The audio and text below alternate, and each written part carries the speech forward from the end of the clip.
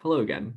This video is an addendum to the first lecture in chapter 3, because I realized that at several points I was using a proof technique that I was just using it implicitly, but I never stated it as a technique and told you exactly what was happening. Okay, and the technique that I use several times is a technique that you use when you prove universally quantified statements. Okay, so this is the technique. So if you want to prove something like for all A in some set A, P of A, some statement like this. Well, in principle, what you have to do is you have to go through every single possible A and A, right? Every single possible little a, and prove that P of A is true. Right? But to prove this, what you can do is you can fix an arbitrary element, A and A, and prove that P of A holds. What do I mean by arbitrary element? By this, I mean your proof can only use that A is an element of A.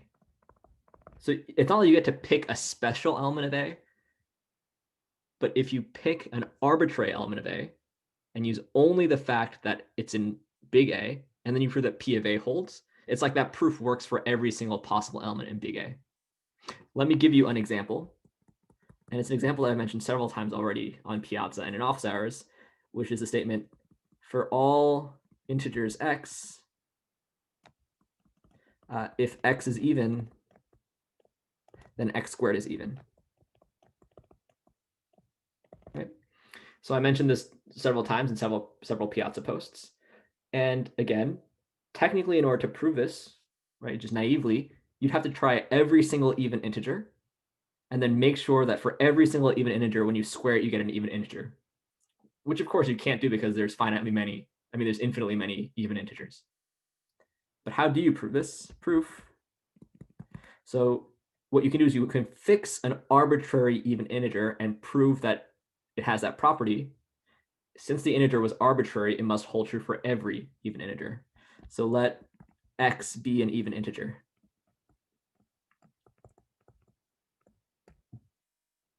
Now, I'm only going to use the fact that x is even.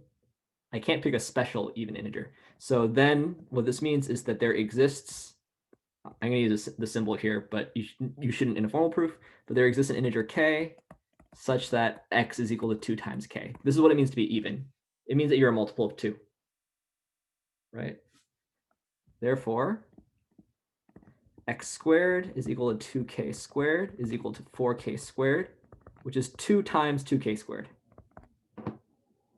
So x squared is also a multiple of 2, hence x squared is even. And this is the proof, right? Essentially what I've done is I've proven that the statement holds for one arbitrarily chosen even integer. Now what's not a proof,